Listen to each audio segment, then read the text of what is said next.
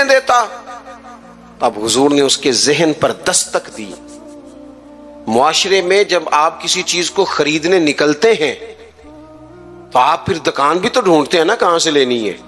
تو جس چیز کو آپ خریدنے جائیں گے یقیناً اس کی مارکیٹ بھی تو ہونی چاہیے نا, کہیں سے ملے گی وہ. تو نبی پاک صلی اللہ تعالی علیہ وسلم اس ذہنی سطح پر لائے اپنی حکمت کے ساتھ.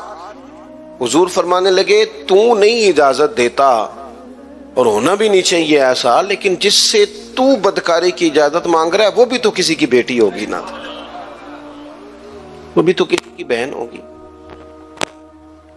کیوں نہیں سوچتے اس بات کو ہم کہ معاشرے میں جب آگ لگتی ہے پھر کسی کا گھر بھی محفوظ نہیں رہتا.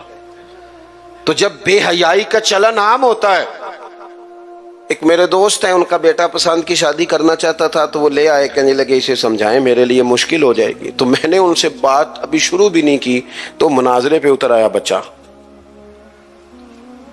کہنے لگا مولانا صاحب بتائیں جائز نہیں, کوئی اپنی رائے نہیں دے سکتا پسند کی شادی؟ میں نے کہا پتر تو میرے ساتھ اکیلے میں آ, تجھے سمجھاتا ہوں. کہنے لگا جی نہیں آپ بتائیں جائز نہیں.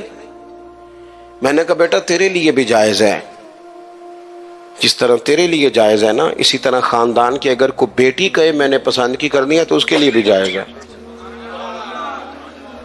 اب اس کی گردن جھک گئی, اب چپ کر گیا. میں نے کہا جو رواج آپ گھر میں ڈال رہے ہیں اس کا مطلب یہ تو نہیں نا کہ بیٹیوں کو پتہ نہیں چل رہا آپ کیا کر رہے ہیں. تو جو چلن آپ پیدا کر رہے ہیں یہ عام تو ہوگا. تو اگر بیٹی کل کو کچھ اٹھ کے مطالبہ کرے, وہ کہے کہ جس فلسفے سے اس کی بات مانی جا سکتی ہے میری بھی مانی جا سکتی ہے, پھر آپ کا کیا خیال ہے؟ تو بعض اوقات اللہ توفیق دیتا ہے, کسی کی سمجھ میں بات آ جاتی ہے, اس کی سمجھ میں آ گئی. اور میرے بھائی جب کسی کچھ چیزوں کا چلن عام کرو گے نا, علاقے چھوڑ کے چلے گئے ہیں بہت سارے باپ, بستیاں چھوڑ دی لوگوں نے, صدیوں سے جہاں خاندان آباد تھے چھوڑ دیے. کیوں؟ اس لیے کہ بیٹی نے مرضی کی شادی کر لی. غلطی کسی کی غلطی کا کوئی بوجھ نہیں اٹھائے گا, یہ غلطی ماں باپ کی نہیں ہے. نافرمان ہونے لگے تو حضرت نوح کا بیٹا بھی ہو جاتا ہے. لیکن لوگ اس نگاہ سے دیکھتے ہیں کہ جینا مشکل کر دیتے ہیں, لیکن جب برائیوں کا چلن عام ہوتا ہے پھر وہ سب کو اپنی لپیٹ میں لیتی ہیں. تو حضور اس حکمت سے دین سکھاتے, ہم وہ دانائی نہیں استعمال کرتے, وہ بصیرت نہیں, بس جذباتی فیصلے, جذباتی باتیں, جذباتی گفتگو. اپنی زندگی میں دانائی بصیرت.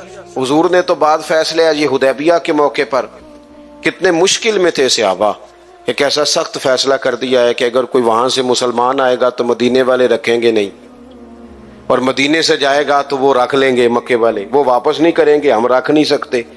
صحابہ کہتے ہیں وقتاً تو ہم پریشان تھے پر حضور کی حکمت کے قربان جائیں, یہی شرط وجہ بنی مسلمانوں کی فتح کی.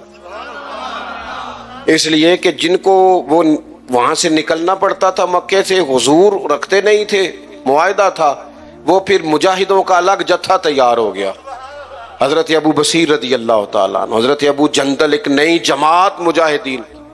رستوں سے گزرنا کافروں کا مشکل ہو گیا, اور کچھ ایسے تھے جو مکے نہ رہ سکے, مدینہ نہ رہ سکے, تیسری جگہ جا کے ڈیرا لگایا, سارے کا سارا شہر ہی مسلمان کر دیا.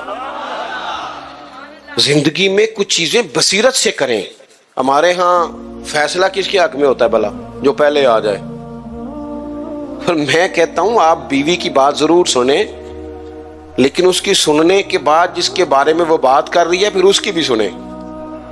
آپ اماں کی بات ضرور سنیں, توجہ سے سنیں, لیکن فوراً جذباتی نہ ہو. پھر اس کے بعد اماں نے جس کے خلاف بات کی اس کی بھی سنیں. دو طرفہ بات سن کے کہ کس طرح کے منصف ہیں زمانے میں, ایک بات سنتے ہیں اور اسی طرف ہو جاتے ہیں دانائی سے.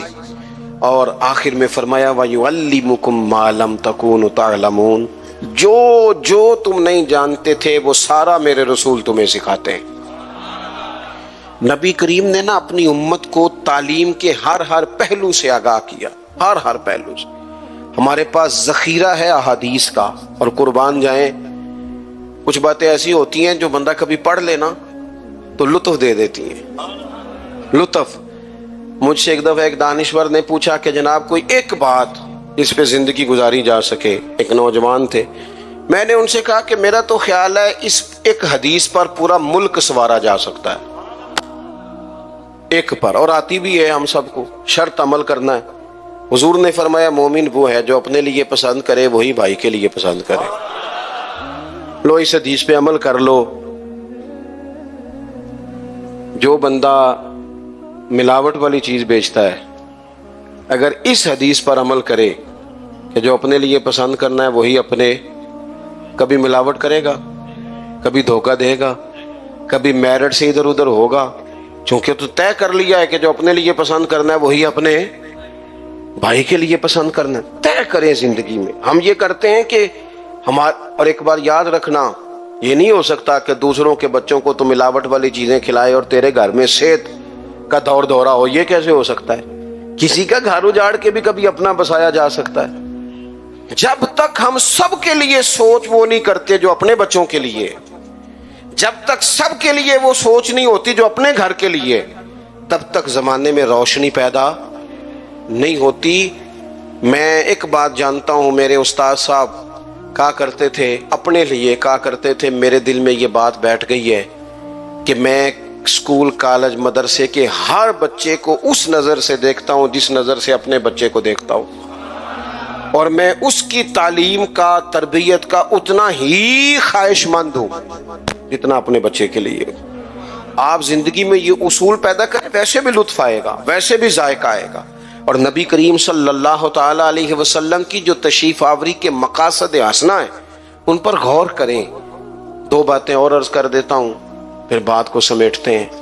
ایک تو حضور نے فرمایا میں معلم بن کے آیا ہوں. حضور سکھانے آئے, سیکھیں, حضور سے دین سیکھیں. یہ جتنی تبلیغ امت میں آج ہو رہی ہے نا کتاب و سنت کی, یہ ساری حضور ہی کی تبلیغ ہے. اس لیے کہ حضور کی امت کے علماء جو صحیح معنوں میں مستند بات لے کے آتے ہیں وہ نبی پاک کا فرمان ہی آگے بیان کر رہے ہیں. یہ وہی تبلیغ ہے. دوسری بات یہ ہے کہ حضور نے فرمایا میں مکارم اخلاق کی تکمیل کرنے آیا. حضور اخلاقی رواج پیدا کرنے آئے ہیں سوسائٹی میں, معاشرے میں. ہم اتنے خوبصورت جلسے کرنے والے, اتنے بڑے بڑے سیمینار کرنے والے, اگر اخلاقی رویوں سے بالکل خالی ہوں, اخلاقی رویوں میں نہیں, اگر چھوٹی چھوٹی 5-5 روپے میں بھی لڑائیاں ہوں تو پھر ہم نے اتنا میلاد منایا تو سیکھا کیا؟ میلاد والے رسول تو آئے ہی اخلاق کی تکمیل کے لیے, اور ہمارے اخلاقی رویے. اور میں پہلے بھی شاید کہہ چکا ہوں, پھر کہتا ہوں, اخلاق صرف میٹھا بولنے کا نام نہیں. میٹھا تو لوگ مطلب کے لیے بھی بولتے ہیں. صحیح بات کرنے کا نام اخلاق ہے. اچھی رائے قائم کرنا, صاحب الرائے, حکمت کے ساتھ وہ بات پہنچانا, یہ اعلیٰ اخلاق ہے. اپنی مزاجوں میں قومیں اخلاق سے آگے جاتی ہیں, کردار سے آگے جاتی ہیں. ہمارا جو کردار ہوتا ہے وہ زمانے میں پھیلتا ہے. ہمارے اٹھنے بیٹھنے سے لوگ اثر لیتے ہیں, لیکن ہمارا انداز اپنے لیے اور ہے, دوسرے کے لیے اپنے خرچے لاکھوں ہیں. اور ملازم اگر کہتا ہے نا مجھے ذرا ایڈوانس دے دیں, میرا بل زیادہ آ گیا, تو اسے کہتا ہے تو احتیاط کیوں نہیں کرتا؟ بھئی آپ کے گھر میں احتیاط ہوتی ہے؟ 4000 کا تو پیزا آتا ہے روز شام کو. آپ کے لیے جو اصول ہے وہ دوسرے کے لیے کیوں نہیں ہے؟ اور جو نصیحت آپ دوسرے کو کر رہے ہیں اس اخلاق پر آپ خود کیوں نہیں عمل کر رہے؟ تو حضور کے آنے کے جو مقاصد ہیں ان کو سمجھیں. ایک تو نبی پاک نے ہماری توجہ اللہ کی جانب کرائی ہے, اپنے مصلح کو, عبادت کو, توکل کو, صبر کو, شکر کو, قناعت کو, خودداری کو, اس پر توجہ دیں. دوسرا, حضور فرما برداری کے لیے آئے. نبی کریم کی ہم نے فرما برداری کرنی, غلامی کرنی. اور تیسرا, حضور نے ہمارا تزکیہ کیا ہے, ہمیں سارے باطن کے میل کچیل دھو ڈالنے ہیں. آپ یہ کریں گے تو اپنے آپ کو ہلکا پھلکا محسوس کریں گے. محبوب تعلیم کتاب و حکمت کے لیے آئے ہیں. ہمیں خوب محبت سے قرآن پاک سیکھنا ہے, خوب محبت سے دانائی سیکھنی ہے, اس کے مطابق زندگی گزارنی ہے. حضور معلم بن کے آئے ہیں, اعلیٰ اخلاق کی تکمیل کرنے آئے ہیں. ہمیں ان مقاصد کو حاصل کرنا ہے, ان کے لیے کوشش کرنی ہے, ان کے لیے سفر کر. کچھ لوگ کہتے ہیں جی میری تربیت نہیں ہو رہی, تو میں کہتا ہوں جناب سارا کچھ تو کتاب و سنت میں موجود ہے. آپ کو تربیت لینی ہے تو پھر تو آپ ایک ایک کر کے عمل کرنا شروع کر دیں, آگے بڑھنا شروع ہو جائیں. ایک ایک کر کے قدم آگے اٹھائیں. اور اگر صرف خوبصورت باتوں سے، اچھے جملوں سے، اچھے اشعار سے سر دھلنا ہے تو چلیں وہ بھی خیر کی بات ہے، لیکن پھر سر دھلتے رہیں اور یہ سلسلہ چلتا رہے. اللہ تعالیٰ کی بارگاہ میں دعا ہے اتنا خوبصورت، اتنا پروقار اجتماع اپنی بارگاہ میں قبول فرمائے اور اللہ تعالیٰ اسے ہمارے لیے ذخیرہ آخرت بنائے. آخر دعوانا ان الحمدللہ رب العالمین. ویڈیو دیکھنے کا شکریہ. اگر آپ چینل پر نئے ہیں تو سبسکرائب کر لیں اور ساتھ ہی ساتھ بیل آئیکن پر بھی کلک کر دیں تاکہ یوٹیوب ہماری ہر ویڈیو کا نوٹیفیکیشن سب سے پہلے آپ کو بھیج دے. جزاک اللہ.